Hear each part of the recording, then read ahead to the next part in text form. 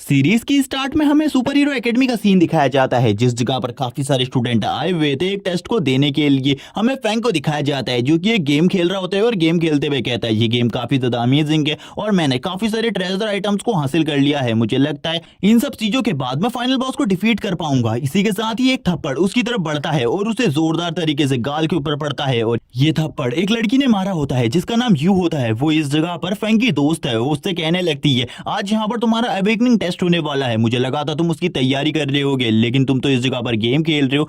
तभी फैंग इस जगह पर कहने लगता है लेकिन एक अवेकनिंग टेस्ट को देने के लिए आखिरकार मैं किस तरीके की तैयारी कर सकता हूँ, इसीलिए मुझे लगा कि मुझे अपने गेम को ही खेलना चाहिए। और तुम्हें तो मेरे लक के बारे में पता ही है कि मेरा लक काफी ज्यादा बेकार है, इसीलिए मुझे ऐसा लगता है कि मैं 2 स्टार या फिर 1 स्टार प्रोफेशन को ही हासिल कर पाऊंगा। तभी यू इस जगह पर कहती है तुम्हें हमेशा अपनी किस्मत को नहीं कोसना चाहिए, क्या पता तुम्हारी किस्मत सबसे ज्यादा अच्छी हो। और इसी के साथ ही वो उसको गले से पकड़ लेती है और कहती है दोबारा से इस तरीके की बात मत करना। जबकि फैंग इस जगह पर कह रहा होता है मेरे गले को छोड़ो, इस जगह पर मेरी सांस रुक गई है। सभी लोग इस जगह पर बात करने लगते हैं। ये तो लेडी यू है इस जगह पर, मैंने सुना है जो इनके पास प्रोफेशन है वो एक 5 स्टार प्रोफेशन है जो कि हमारी एकेडमी में अवेक हुआ सबसे ज्यादा हाईएस्ट प्रोफेशन है और इन्हें हमारी एकेडमी की फर्स्ट ब्यूटी भी कहा जाता है। और यू के बारे में और भी काफी सारी बातें बताई जाती है कि ये इनकी जो पूरी सिटी है इसमें सबसे ज्यादा हाईएस्ट प्रोफेशन और ग्रेड वाली लड़की है। तभी इस जगह पर एक बंदा कहता है आखिरकार वो लड़का कौन है जो कि उस लड़की के साथ है। तभी इस जगह पर एक बंदा बताते हुए कहता है ये लड़के का नाम फैंग है इस जगह पर और ये हमारी एकेडमी का एक कचरा है, इससे ज्यादा कुछ भी नहीं। तभी दूसरा बंदा कहता है तो आखिरकार ये यू के साथ क्या कर रहा है। सभी लोग इस जगह पर बताते हैं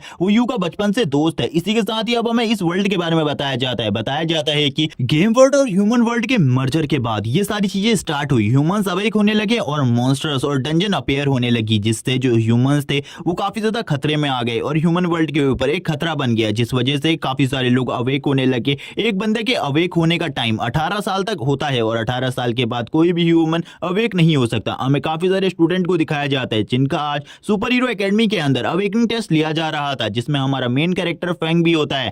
फैंग इस जगह पर सारी की सारी बातों को सुन रहा होता है टीचर की। इसी के साथ ही टीचर को दिखाते हैं जो टीचर होती है वो सभी को एक्सप्लेन कर रही होती है आखिरकार उनका जो अवेकनिंग टेस्ट है वो किस तरीके से होने वाला है। इस जगह पर जितने भी स्टूडेंट होते हैं वो इन सारी चीजों को सुनने के बाद काफी ज्यादा खुश होते हैं क्योंकि आज वो अवेक होने वाले थे। लेकिन फैंग को इसमें कुछ भी इंटरेस्ट नहीं था क्योंकि फैंग लगभग 4 सालों से इन सारी बातों को सुन रहा होता है। तभी इस जगह पर जितने भी स्टूडेंट होते हैं वो अलग अलग टैलेंट के बारे में बात करते हुए कहने लगते हैं मैजिक टैलेंट सबसे ज्यादा अच्छा है। दूसरा बंदा कहता है नहीं, इससे ज्यादा अच्छा तो असैसिनेशन का टैलेंट है जिसमें किसी भी बंदे को इजीली मारा जा सकता है। तभी एक और बंदा कहता है सपोर्टर का टैलेंट काफी ज्यादा अच्छा होता है। तभी यहाँ पर जो अनाउंसमेंट होती है वो होती है कि अब फैंग इस जगह पर अपने टेस्ट देने वाला है। सभी स्टूडेंट बात करने लगते हैं ये लगभग 4 सालों से इस जगह पर टेस्ट दे रहा है, ये हम सभी का सीनियर है लेकिन अभी तक ये अवेक नहीं हुआ। लगता है इस बार तो ये अवेक हो ही जाएगा। अगर ये अवेक नहीं हुआ तो इस जगह पर हम लोग समझ जाएंगे कि एक रियल कचरा है। जबकि टीचर भी फैंग को देखकर काफी ज्यादा खुश होती है और स्माइल करते हुए कहती है फैंग इस जगह पर अपना अवेकनिंग टेस्ट दो। इसी के साथ ही फैंग जो सामने पड़ा हुआ क्रिस्टल होता है उसके ऊपर हाथ लगाने लगता है और अपने मन को शांत कर रहा होता है ताकि वो इस बार के अवेकनिंग टेस्ट में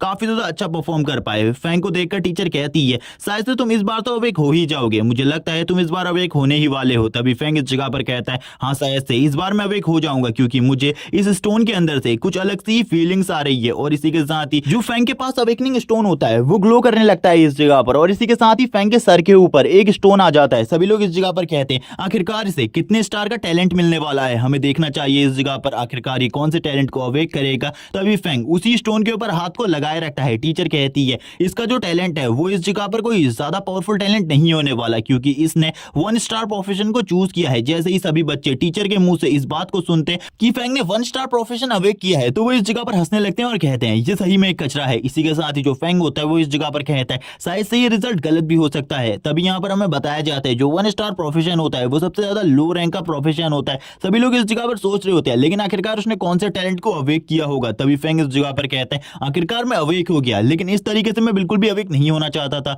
ये तो खाली एक 1 स्टार प्रोफेशन है। टीचर भी इस जगह पर काफी ज्यादा नाखुश होती है और कहती है इस तरीके के लड़के से आखिरकार हम एक्सपेक्ट भी क्या कर सकते थे। सभी स्टूडेंट इस जगह पर हंस रहे होते हैं और कहते हैं इसके बारे में ये कहना बिल्कुल भी गलत नहीं होगा कि ये हमारी एकेडमी का नंबर 1 कचरा है और सभी लोग हंसना स्टार्ट कर देते हैं। तभी इस जगह पर टीचर जो फैंग होता है उससे पूछने लगती है, क्या तुम मुझे इस जगह पर बताओगे आखिरकार तुमने किस टाइप के टैलेंट को अवेक किया है। लेकिन फैंग को तो बिल्कुल भी समझ में नहीं आ रहा था, क्योंकि उसके सामने एक सिस्टम विंडो अपेयर हुई थी जिसके ऊपर लिखा हुआ था डार्क पावर के बारे में, लेकिन वो टीचर को इसके बारे में नहीं बताना चाहता था। टीचर को इस जगह पर लगता है कि उसे इस जगह पर अपने टैलेंट के बारे में कुछ भी समझ में नहीं आ रहा, इसीलिए टीचर उसे कहती है ठीक है इस चीज को लेकर इस जगह से जाओ अपना सेकंड टेस्ट देने के लिए। उस जगह पर तुम अपने सेकंड टेस्ट को दोगे तब शायद से तुम्हें इस जगह पर समझ में आ जाएगा आखिरकार तुमने किस टाइप के टैलेंट को अवेक किया है। तभी फैंग उस पेपर को लेकर आगे की तरफ बढ़ जाता है। फैंग कहने लगता है लेकिन ये टैलेंट आखिरकार किस तरीके का है। इस पे मुझे दो टाइप के टैलेंट दिखाई दे रहे हैं, इसमें एक है फॉरबिडन स्पेल और दूसरा डार्क पावर, और ये दोनों ही काफी ज्यादा अजीब है। मुझे ऐसा लगता है इन दोनों का यूज करने की वजह से मेरे साथ काफी सारी प्रॉब्लम्स हो सकती है।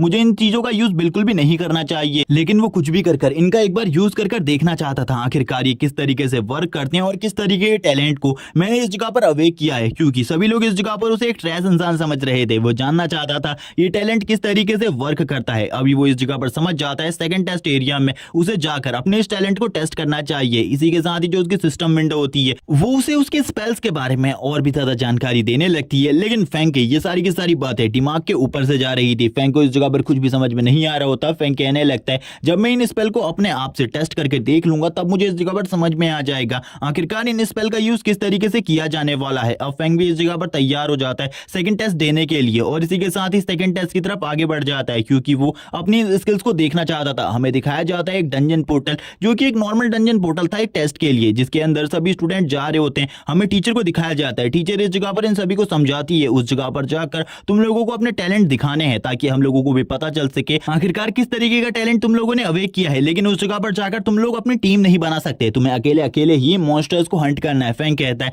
आखिरकार ये सारी चीजें क्या हैं, क्या उस जगह पर जाकर टीचर को मेरे टैलेंट के बारे में पता चल जाएगा अगर मैंने अपने टैलेंट को यूज किया, आखिरकार मैं किस तरीके से टैलेंट को यूज कर पाऊंगा, क्योंकि उस जगह पर तो काफी सारे ड्रोन्स होने वाले। फैंग काफी ज्यादा गुस्सा होता है, लेकिन फिर भी वो उस डंजन के अंदर चला जाता है और डंजन के अंदर जाने के बाद का जो दृश्य होता है वो पूरे तरीके से अलग होता है। फैंग कहता है मैं पहली बार एक डंजन के अंदर आया हूं, लेकिन मुझे बिल्कुल भी नहीं पता था एक डंजन के अंदर भी इसी तरीके से माहौल होता है जैसे कि ह्यूमन वर्ल्ड के अंदर होता है। यहाँ पर सभी लोग जितने भी स्टूडेंट होते हैं वो मॉन्स्टर्स को मार रहे होते हैं। नॉर्मली इस जगह पर खाली गॉब्लिन मॉन्स्टर्स ही थे जिनको वो मार कर उनको खत्म कर दे रहे थे, लेकिन जो फैंग होता है वो एक जगह पर छुपकर बैठा हुआ था। वो एक जगह पर बैठकर कहने लगता है काफी सारे ड्रोन्स मौजूद है इस जगह पर, मैं बिल्कुल भी इन ड्रोन्स के रहते हुए इस जगह पर अपने मैजिक पावर का यूज नहीं कर सकता, मुझे इस जगह पर रुकना होगा। जबकि हम देखते हैं उन ड्रोन्स से इस जगह पर फैंग के ऊपर भी नजर रखी जा रही थी आखिरकार उसके पास किस तरीके का टैलेंट है। सभी लोग इस जगह पर उसी को देख रहे होते हैं। तभी इस जगह पर जो एक टीचर होते हैं वो कहते हैं आखिरकार ये लड़का इस जगह पर क्या कर रहा है, ये इस तरीके से छुपकर क्यों बैठा हुआ है, जबकि इसे तो इस जगह पर उन मॉन्स्टर्स को मारना चाहिए। तभी टीचर कहती है इसने इस जगह पर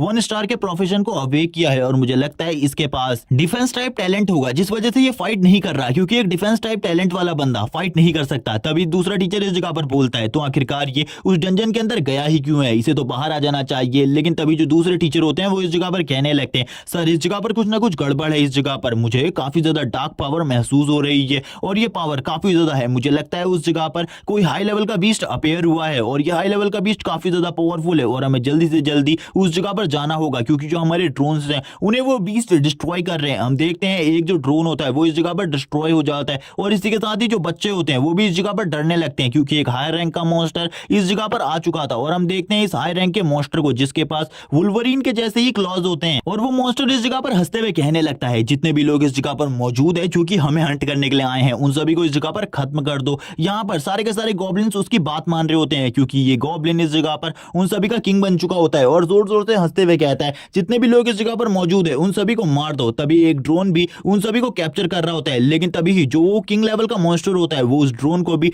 डिस्ट्रॉय कर देता है अपनी पावर से और कहने लगता है सबसे पहले इस जगह पर जितने भी ये ह्यूमनाइट ड्रोन्स हैं इनको डिस्ट्रॉय करो, उसके बाद हम ह्यूमन क्लैन के ऊपर जाकर हमला करेंगे। तभी हमें फैंग को दिखाया जाता है जिसके सर के ऊपर आकर एक ड्रोन गिरता है। फैंग कहने लगता है ये ड्रोन इस तरीके से क्यों टूट रहे हैं, आखिरकार उस जगह पर क्या चल रहा है फैंग को कुछ भी नहीं पता था। फैंग कहता है अगर इस जगह पर सारे के सारे ड्रोन्स को डिस्ट्रॉय कर दिया गया है तो मेरे पास एक अच्छा मौका है। जबकि तुरंत ही वो बॉस मॉन्स्टर फैंग के सामने आ जाता है और एक इविल तरीके से हंसने लगता है और कहता है इस जगह पर तो काफी सारे बच्चे हैं, इन सभी को मारकर खत्म कर दो और इन सभी को मारने के बाद हमें वो खुशी मिलेगी जो कि काफी सालों से इन लोगों को मिल रही है हमें मारकर। जबकि फैंग अब इस जगह पर हंसते हुए कहता है अब इस जगह पर एक अच्छा मौका है मेरे पास अपनी फॉरबिडन स्पेल को यूज करने का और अब मैं उस फॉरबिडन स्पेल को यूज करने वाला हूं। इसी के साथ ही वो अपने फॉरबिडन स्पेल को यूज करना स्टार्ट कर देता है और कहता है, मैं भी देखना चाहता हूँ आखिरकार ये जो स्पेल है ये किस तरीके से वर्क करता है। जैसे ही फैंग इस जगह पर अपने इस फॉरबिडन स्पेल को यूज करता है उसके चारों तरफ काफी ज्यादा एनर्जी निकलने लगती है। वो मॉन्स्टर भी ये देखकर हैरान हो जाता है। जो बॉस होता है वो कहने लगता है आखिरकार ये लड़का किस तरीके की मैजिक पावर को यूज कर रहा है, मैंने आज से पहले कभी भी इस तरीके की डरावनी पावर को फील नहीं किया। जबकि जो फैंग की पावर होती है वो इस जगह पर कुछ अजीब से क्रिएचर को पैदा कर देती है और वो जो क्रिएचर होते हैं वो डायरेक्टली इस जगह पर मॉन्स्टर्स के ऊपर हमला करना स्टार्ट करते हैं। जैसे ही इस जगह पर ये डार्क पावर बढ़ती है इन लोगों को भी फील होती है। फैंग की डार्क पावर को फील करते हुए ये लोग कहते हैं शायद से उस जगह पर कोई हाई रैंक का मॉन्स्टर है, वो बच्चे उनका सामना नहीं कर सकते क्योंकि ये डार्क पावर काफी ज्यादा है। जो टीचर होती है वो भी डर जाती है और कहती है उन बच्चों के लिए तो काफी ज्यादा खतरा है। और उस जगह पर एक स्टूडेंट ऐसा भी है जो कि काफी ज्यादा कमजोर है, वो फैंग की बात कर रही होती है और कहने लगती है आखिरकार उसके साथ क्या होगा। जबकि हम देखते हैं जो उन मॉन्स्टर्स का लीडर होता है वो कहने लगता है इस जगह पर क्या हो रहा है, एक बच्चा इस जगह पर आकर हम सभी को मार रहा है, ऐसा कैसे हो सकता है। जो फैंग की पावर होती है वो और भी ज्यादा बढ़ती जाती है लेकिन फैंग इस पावर को बिल्कुल भी कंट्रोल नहीं कर पा रहा होता। फैंग कहने लगता है डार्क पावर फॉरबिडन स्पेल दोनों को कंट्रोल करना बहुत ज्यादा मुश्किल है, लेकिन फिर भी आगे आने वाले टाइम में जब मेरा लेवल अप हो जाएगा मैं इस जगह पर इसे अच्छे तरीके से कंट्रोल करूंगा। उसे एक्सपीरियंस पॉइंट मिलने लगते हैं जितने मॉन्स्टर्स को वो इस जगह पर मार रहा होता है। मॉन्स्टर अभी भी लगातार मर रहे होते हैं और उसे लगातार एक्सपीरियंस पॉइंट मिल रहे होते हैं ताकि वो लेवल अप कर सके। इसी के साथ ही जो मॉन्स्टर का लीडर होता है वो भी इस जगह पर डरने लगता है। वो कहता है आखिरकार ये बच्चा किस तरीके की पावर को यूज कर रहा है, मैं इस जगह पर एक बच्चे से इतने ज्यादा बुरे तरीके से नहीं हार सकता। जबकि काफी सारी जो स्पिरिट्स होती है वो मॉन्स्टर्स होते हैं वो अब उसकी तरफ बढ़ने लगते हैं उसे मारने के लिए। इसी के साथ ही वो उसकी बॉडी को भी कवर कर लेते हैं। लास्ट टाइम पर हमें दिखाया जाता है जो फैंग के एक्सपीरियंस पॉइंट्स होते हैं वो टोटली 6000 प्लस हो चुके होते हैं। इसी के साथ ही फैंग की स्टेटस विंडो को दिखाते हैं जिसमें जो फैंग का लेवल होता है वो 10 हो चुका होता है और सारी की सारी जो चीजें होती है वो भी अपग्रेड हो चुकी होती है। फैंग कहने लगता है मैंने आज से पहले कभी भी किसी बंदे के बारे में नहीं सुना जो कि लेवल 10 पर पहुंच गया हो इस जगह पर आने के बाद। मेरा लेवल अप तो काफी ज्यादा तेजी से हुआ है, शायद से मैं और भी ज्यादा लेवल अप कर सकता हूं इस जगह पर रहकर। मुझे और भी मॉन्स्टर्स को मारना चाहिए। लो लेवल के मॉन्स्टर्स को मारकर भले ही कम एक्सपीरियंस पॉइंट्स मिलता हो लेकिन फिर भी ये काफी ज्यादा अच्छा है। और इसी के साथ ही अब काफी सारे ट्रेजर्स उसके सामने आने लगते हैं। जैसे ही फैंग इस जगह पर पड़े हुए ट्रेजर्स को देखता है वो हैरान हो जाता है और कहता है ये सारे के सारे ट्रेजर्स उन मॉन्स्टर को मारने की वजह से इस जगह पर छूट गए हैं, मैं इनका यूज कर सकता हूं और आगे आने वाले टाइम में इनको बेचकर काफी ज्यादा पैसा भी कमा सकता हूं। तभी वो इस जगह पर एक ट्रेजर को देखता है जो कि किसी भी बंदे के स्टैट्स को 10 प्लस कर सकता है। और इसी के साथ ही इस जगह पर वो वुल्वरीन के क्लॉज भी पड़े होते हैं जो कि एक गोल्डन रैंक का ट्रेजर है, जिसको देखने के बाद फैंग और भी ज्यादा खुश हो जाता है और कहता है इनको बेचने के बाद तो मैं काफी ज्यादा पैसा कमा पाऊंगा। वो और भी ज्यादा खुश होने लगता है और कहता है अब मैं अमीर होने वाला हूं शायद से। इसी के साथ ही एक अनाउंसमेंट सुनाई जाती है जिस अनाउंसमेंट के अंदर सारे के सारे टीचर कह रहे होते हैं सभी बच्चे डंजन के अंदर से जल्दी बाहर आ जाओ, उस डंजन के अंदर कुछ प्रॉब्लम हो गई है जिस वजह से सभी के सभी बाहर आ जाओ वरना तुम्हारी जान को भी खतरा हो सकता है। फैंग भी ये बात सुनकर हैरान हो जाता है और कहता है कि ये मेरी डार्क पावर की वजह से हो रहा है। मुझे ऐसा ही लगता है ये मेरे डार्क पावर की वजह से है क्योंकि मैं अपनी डार्क पावर और उस फॉरबिडन स्पेल को सही तरीके से यूज नहीं कर सकता, उसकी पावर को सही तरीके से कंट्रोल नहीं कर सकता जिस वजह से ये सारी चीजें हो रही है। और इसी के साथ ही अब फैंग को भी पता चल जाता है उसको और ज्यादा लेवल अप करना होगा ताकि वो अपनी पावर को अच्छे तरीके से कंट्रोल कर सके। अब उसे कुछ भी कर इस जगह से निकलना होगा और बाहर किसी को भी इस बारे में नहीं बताना होगा कि ये उसके वजह से हुआ है। अगर वो जल्दी से इस जगह से बाहर नहीं गया तो जितने भी टीचर्स है वो उसे पकड़ लेंगे और बाद में उसके साथ क्या किया जाएगा इसके बारे में वो भी नहीं जानता। इसी के साथ ही अब हमें डंजन के बाहर का सीन दिखाया जाता है। काफी सारे जो टेलीपोर्टेशन चैनल्स होते हैं वो ओपन हो जाते हैं जिसमें सारे के सारे स्टूडेंट बाहर आने लगते हैं। हम देखते हैं वो सारे के सारे स्टूडेंट हैरान होते हैं आखिरकार टीचर ने इतनी जल्दी उन्हें बाहर क्यों बुला लिया। जबकि वो स्टूडेंट कहते हैं अभी तो हमारा टेस्ट स्टार्ट ही हुआ था। फैंग को इस जगह पर पता था आखिरकार उस जगह पर क्या चल रहा था। फैंग ने तो काफी ज्यादा लेवल अप कर लिया था लेकिन तुरंत ही जो टीचर होते हैं वो कहने लगते हैं जो स्कूल है अब वो बंद हो चुका है, जब तुम्हें स्कूल में बुलाया जाए तब तुम इस जगह पर आ जाना, लेकिन अभी के लिए स्कूल बंद हो चुका है, जल्दी से जल्दी इस जगह से बाहर निकलो। टीचर भी हैरान होता है और कहता है अगर इन सभी को एक साथ मिलकर भी उस मॉन्स्टर को हराने दिया जाए तभी भी मुझे नहीं लगता कि उस जगह पर जो मॉन्स्टर है ये सभी मिलकर उसे हरा सकते हैं। जो हमारी टीम है वो इस जगह पर आने ही वाली है जिसके बाद हम खुद अंदर जाएंगे और खुद अंदर जाकर इन सारी चीजों को नोटिस करेंगे। लेकिन तभी जो टीचर होते हैं वो फील करने लगते हैं इस जगह पर जो वो डार्क पावर थी वो खत्म हो रही है। आखिरकार ऐसा क्यों हुआ इसके बारे में उन्हें भी नहीं पता होता। वो कहने लगते हैं कि यहाँ पर जो डार्क पावर का स्रोत था वो बाहर की तरफ चला गया या फिर कहीं और। जैसे ही टीचर इस जगह पर फैंग को देखती है वो कहने लगती है फैंग क्या तुम इस जगह पर ठीक हो। फैंग इस जगह पर टीचर से कहता है हाँ मैं इस जगह पर ठीक हूँ। तभी यहाँ पर जो फैंग होता है वो टीचर को देखकर हैरान होता है और टीचर से पूछता है आखिरकार इस जगह पर क्या हो रहा है। टीचर फैंग से कहती है जल्दी से जल्दी इस जगह से निकलो, जब मैं तुम्हें इस जगह पर बुलाऊंगी तभी इस जगह पर दोबारा आना वरना बिल्कुल भी मत आना। फैंग भी इस जगह पर कहता है ठीक है टीचर मैं आपके बुलाने पर ही इस जगह पर वापस आऊंगा। इसी के साथ जो फैंग होता है वो रास्ते में भी स्कूल के बारे में बात कर रहा होता है और स्कूल के बारे में बात करते हुए कहता है आखिरकार उस जगह पर क्या हुआ जिस वजह से हमें बाहर निकाल दिया। और वो इस जगह पर सारी की सारी बातों को यू के साथ डिस्कस कर रहा होता है। यू कहने लगती है मुझे लगता है तुम्हारी किस्मत सही में काफी ज्यादा खराब थी आज, जब तुम लेवल अप करने ही वाले थे तभी इस जगह पर ये सब कुछ हुआ। फैंक कहता है मैं इसे अपनी डार्क पावर और फॉरबिडन स्पेल के बारे में कुछ भी नहीं बता सकता, वरना ये मेरे बारे में काफी सारी अजीब सी चीजें सोचेगी। इसी के साथ ही अब यहाँ पर फैंक अजीब सी चीजों के बारे में सोच रहा होता है, तभी यू इस जगह पर कहती है रुको इस जगह पर, मेरे पास तुम्हारे लिए काम है। मेरी टीम कल एक डंजन के अंदर जाने वाली है, उस डंजन को क्लियर करने के लिए तुम उस जगह पर आ सकते हो मेरे साथ उस डंजन को क्लियर करने में मदद करने के लिए। लेकिन जो इस जगह पर फैंक होता है वह कहने लगता है इस जगह पर मैं नहीं आने वाला उस डंजन को क्लियर करने में तुम्हारे साथ, क्योंकि मैं अपने लेवल अप को खुद कर सकता हूं। तभी फैंक इस जगह पर कहता है अगर इसने मेरी डार्क पावर को देख लिया उस डंजन के अंदर तो ये तो काफी ज्यादा शॉक हो जाएगी उन सारी चीजों को देखकर। तभी वो इस जगह पर कहती है यू कहती है लेकिन मैंने तो इस जगह पर ये कहा ही नहीं कि तुम इस जगह पर मना कर सकते हो, तुम्हें उस जगह पर आना है तो आना है, तुम्हें कुछ भी कर मना नहीं करना इन सब चीजों के लिए। फैंक ये सुनकर हैरान हो जाते हैं और कहता है आखिरकार तुम इस जगह पर किस तरीके की बातें कर रही हो, मेरी मर्जी नहीं है, मैं उस जगह पर नहीं आना चाहता। यू कहती है इन सारी चीजों के बारे में तुम्हें बाद में सोचना होगा, कल तुम उस जगह पर आओगे, अगर तुम नहीं आए तो उसके बाद मैं तुम्हारे हाथ पैर तोड़ दूंगी। यहाँ पर ये सुनने के बाद तो फैंक और भी ज्यादा हैरान हो जाते हैं और कहता है आखिरकार उस जगह पर अगर मैं चला भी गया तो उसके बाद मैं किस तरीके के पावर को यूज करूंगा, क्योंकि मेरे पास तो दो ही तरीके की पावर्स हैं। इस जगह पर वो बताता है जिनमें पहली डार्क पावर है और दूसरा फॉरबिडन स्पेल है। मुझे लगता है मुझे कहीं जाना होगा किसी शॉप के अंदर और उस जगह पर जाकर मैं कुछ सामान को खरीद सकता हूँ। इसी के साथ ही हमें दिखाया जाता है एक एक्सचेंज हॉल का सीन, जिस जगह पर आकर फैंक खड़ा होता है और कहने लगता है इस जगह पर मुझे कोई ना कोई स्पेल मिल जाएगी जिन स्पेल को मैं यूज कर सकता हूँ उस जगह पर जाने के लिए। इसी के साथ ही फैंक कहता है चलो ठीक है अब इसके अंदर जाते हैं, और अब इसी के साथ ही वो उस एक्सचेंज हॉल के अंदर आ जाते हैं। अंदर आने के बाद वो अंदर की तरफ नजारे देख रहा होता है और कहता है इस जगह पर तो काफी सारी चीजें हैं, मुझे लगता है मैं अपने सामान को भी इस जगह पर बेच सकता हूँ और उससे काफी ज्यादा पैसा कमा सकता हूँ, ये तो काफी ज्यादा अमेजिंग होने वाला है। काफी सारे और लोग भी इस जगह पर आए हुए होते हैं। तभी एक लड़की इस जगह पर फैंक के पास आती है और कहने लगती है सर इस जगह पर आप मुझे बताइए आखिरकार मैं किस तरीके से आपकी मदद कर सकती हूँ। तो वो लड़की काफी ज्यादा खूबसूरत भी होती है, जिस वजह से फैंक उसकी तरफ देखते हुए कहता है हाँ मुझे इस जगह पर कुछ लो लेवल के वेपन्स को देखना है जिनके अंदर थोड़ी बहुत मैजिक पावर हो। लेकिन तभी वो लड़की कहने लगती है हमारे वहां पर काफी सारे हाई रैंक के वेपन्स है, आप उन्हें भी देख सकते हैं, उनके अंदर भी काफी ज्यादा मैजिक पावर होती है। लेकिन फैंक उसे मना करता है और कहने लगता है मुझे वो चीजों की जरूरत नहीं है, मुझे खाली एक लो रैंक के वेपन की जरूरत है जिसके अंदर लो मैजिक पावर हो। लेकिन वो लड़की इस जगह पर कहती है मैं यहाँ पर तुम्हारी कोई भी मदद नहीं कर सकती, क्योंकि तुम जैसे गरीबों को मैं इस जगह पर कोई भी रास्ता नहीं दिखाने वाली, और जितने भी वेपन्स हैं तुम खुद चॉइस कर सकते हो। तभी वो ये काम किसी दूसरी लड़की को दे देती है। हम देखते हैं एक दूसरी लड़की को जो कि फैंक के पास आती है और कहने लगती है सर इस जगह पर आपको जो भी वेपन्स देखने हैं मैं आपको दिखाने वाली हूँ। और वो लड़की अब फैंक को लेकर हर जगह पर जाती है जिस जगह पर काफी सारे लो लेवल के वेपन्स होते हैं, वो सारे के सारे वेपन्स को फैंक को दिखाने लगती है। फैंक काफी सारे वेपन्स को टेस्ट करता है, लेकिन काफी सारे वेपन्स को वो बिल्कुल भी यूज नहीं कर पा रहा होता। लास्ट में उसे वेपन के रूप में एक रिंग मिलती है और वो उस रिंग को ले लेता है। वो कहने लगता है लेकिन अभी भी मुझे एक बात का शक है, कहीं मेरी डार्क पावर इस रिंग की पावर को इस जगह पर सप्रेस ना कर ले या फिर इसकी ही पावर के साथ मर्ज ना हो जाए। लेकिन कुछ भी कर मुझे ये रिंग तो लेनी ही है इस जगह पर, इसीलिए वो इस रिंग को ले लेता है और यहाँ पर उस लड़की से कहने लगता है क्या तुम मुझे इस जगह पर एक्सचेंज हॉल में लेकर जा सकती हो, मैं कुछ सामान को एक्सचेंज करना चाहता हूँ। वो लेडी यहाँ पर कहती है ठीक है आप मुझे बताइए आप यहाँ पर किस तरीके के सामान को बेचना चाहते हैं। हमें ऑफिसर वांग को दिखाया जाता है जिसके पास ये दोनों ही आ जाते हैं। फैंक के हाथ में वही वुल्वरीन के क्लॉज होते हैं। फैंक कहता है मैं इस आइटम को बेचना चाहता हूँ इस जगह पर, ये गोल्डन रैंक की आइटम है इसीलिए मुझे लगता है इसका प्राइस काफी ज्यादा होगा। वांग भी ये देखकर हैरान होता है और कहने लगता है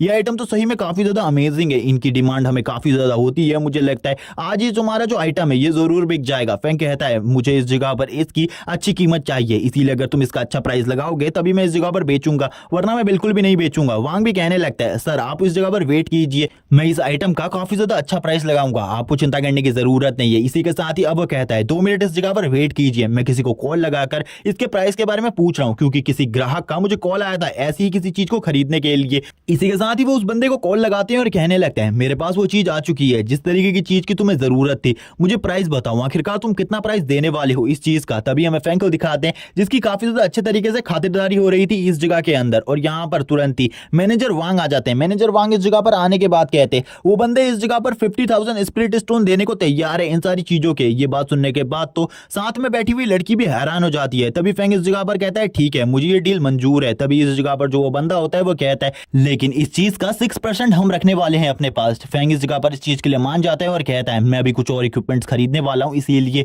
मेरे साथ चलो, और उसके बाद तुम इस जगह पर बाकी के पैसे मुझे दे सकते हो। हम देखते बाकी कुछ लड़कियों को जो कि आपस में बात कर रही होती है और उस लड़की से पूछती है तुम्हें तो हमेशा से हैंडसम लड़के पसंद है, तो आखिरकार तुमने उस लड़के को रिजेक्ट क्यों कर दिया। तभी वो कहती है वो तो एक गरीब था इसीलिए मैंने उसे रिजेक्ट कर दिया। तभी इस जगह पर वो देखकर हैरान हो जाती है कि यहाँ पर जो फैंक है वो इस जगह पर मैनेजर के साथ आ रहा है है। तभी इस जगह पर वो दोनों लड़कियां बात करते हुए कहती है उस लड़के ने इस जगह पर एक आइटम बेची है जो कि 50,000 स्पिरिट स्टोन की है। ये सुनने के बाद तो वो लड़की भी हैरान हो जाती है क्योंकि जो 50,000 स्पिरिट स्टोन है वो उसकी 3 महीने की सैलरी से भी ज्यादा है। अब इस जगह पर उसे कोई भी कमीशन नहीं मिलने वाला। वो लड़की कहने लगती है अगर मैं उसके साथ गई होती तो शायद से मुझे कमीशन मिलता, जबकि अब यहाँ पर जो वो कमीशन होता है वो दूसरी लड़की को मिलने लगता है। वो लड़की कहती है आप जब भी इस जगह पर दोबारा आए तो मुझे से कांटेक्ट कीजिएगा। जबकि हम देखते हैं वो लड़की इस जगह पर अपना नाम फैंग को बताती है, यांगशिन। इसी के साथ ही अब हमें नेक्स्ट डे का सीन दिखाया जाता है। नेक्स्ट डे जो फैंग होता है वो उसी जगह पर पहुंच जाता है जिस जगह पर उसे आने के लिए यू ने कहा था। वो काफी ज्यादा अच्छे तरीके के कपड़े पहनकर उस जगह पर आया हुआ था। सभी लोगों की नजर उसी के ऊपर होती है।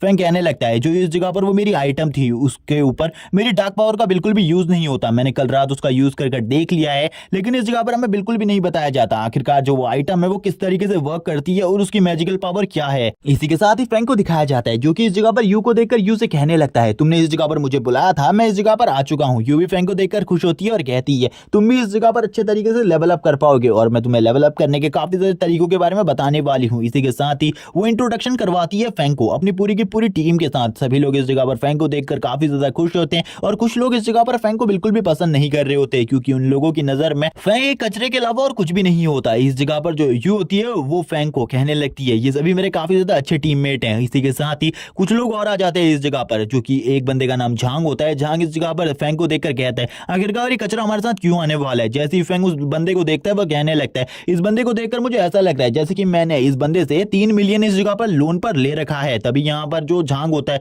वो यू के पास आता है और यू से कहने लगता है मैं तुम्हारे लिए काफी सारी स्पेशल चीजें लेकर आया हूँ क्योंकि तुम जल्दी लेवल 60 पर पहुंचने वाली हो और सीनियर एकेडमी में प्रमोट होने वाली हो। ये सुनने के बाद फैंग भी हैरान हो जाते हैं और कहता है लेवल 60 पर पहुंचना ये तो काफी ज्यादा अमेजिंग बात है, मेरे लिए तो ये एक सपने जैसा ही है। इसी के साथ ही जो झांग होता है वो यू के लिए एक ट्रेजर को निकालता है बाहर और उस ट्रेजर को बाहर निकालते हुए कहता है अगर इस ट्रेजर को तुम पी लो इस जगह पर तो सही में तुम्हारी जो एजिलिटी है और बाकी सारी चीजें हैं उनमें 3 स्टेट पॉइंट्स बढ़ जाएंगे। वो सभी भी इसे देखकर हैरान होते हैं और कहने लगते हैं ये चीज तो काफी ज्यादा महंगी होगी। सभी लोगों की बात सुनने के बाद झांग इस जगह पर कहता है ये जो चीज है ये इस जगह पर 15 या फिर 20,000 क्रिस्टल की है, ये मेरे लिए कोई ज्यादा बड़ी बात नहीं है और मुझे लगता है यू के लिए भी कोई ज्यादा बड़ी बात नहीं होगी क्योंकि यू भी मेरी जैसी एक बड़ी फैमिली से बिलोंग करती है। लेकिन यू डायरेक्टली उसके मुंह पर इस चीज को मना कर देती है और कहने लगती है मुझे इस चीज की कोई भी जरूरत नहीं है। यहाँ पर फैंग भी इन सारी चीजों को देखकर हंस रहा होता है और कहने लगता है इसकी तो इस जगह पर मुंह पर बेइज्जती हो गई। वो अपने मन में इन सारी बातों को कर रहा होता है लेकिन तुरंत ही झांग इस जगह पर फैंग के ऊपर कहने लगता है आखिरकार इस कचरे को हम अपने साथ क्यों लेकर जाने वाले हैं। फैंग कहता है आखिरकार ये बीच में मुझे लेकर क्यों आ रहा है। तभी यू इस जगह पर कहती है तुम्हें अपनी जबान संभाल कर बात करनी चाहिए। झांग इस जगह पर कहता है लेकिन मैंने इस जगह पर कुछ भी गलत नहीं कहा, ये कचरे के अलावा और कुछ भी नहीं है, इस जगह पर हम इसको अपने साथ लेकर क्यों जा रहे हैं। तभी इस जगह पर फैंग कहता है तुम आखिरकार तुम दोनों की लड़ाई के बीच में मुझे लेकर क्यों आ रहे हो, क्या तुम इस जगह पर यू के साथ फाइट नहीं कर सकते जिस वजह से तुम डर चुके हो। बाकी सभी लोग भी फैंग को इस जगह पर कहने लगते हैं तुम भी शांत हो जाओ और झांग से भी यही कह रहे होते हैं तुम शांत हो जाओ। लेकिन झांग इस जगह पर कहता है हम इस जैसे कचरे को अपने साथ क्यों ले जाने वाले हैं, ये तो हमारे ऊपर खाली एक बोझ बनेगा और हम इस जैसे बोझ को बिल्कुल भी नहीं ले जाएंगे अपने साथ। तभी यहाँ पर फैंग कहता है आखिरकार मैं तुम्हारे साथ जा भी नहीं रहा, तुम्हारी एक ट्रेजर बोतल इस जगह पर यू ने एक्सेप्ट नहीं करी जिस वजह से तुम मेरे ऊपर अपना गुस्सा निकाल रहे हो। वो उस बेकार सी चीज के लिए मेरे ऊपर गुस्सा निकालना ये बिल्कुल भी ठीक नहीं है। तभी दूसरा बंदा इस जगह पर कहता है वो ट्रेजर बोतल कोई मामूली ट्रेजर बोतल नहीं थी, अगर तुम्हारे पास उससे अच्छा ट्रेजर कुछ है तो इस जगह पर हमें दिखाओ। झांग भी इसी चीज को कह रहा होता है दिखाओ जल्दी, अगर तुम्हारे पास उससे अच्छा कोई ट्रेजर हुआ तो मैं यहाँ पर घुटनों के बल झुककर तुमसे माफी मांगूंगा वरना तुम इस चीज को करोगे।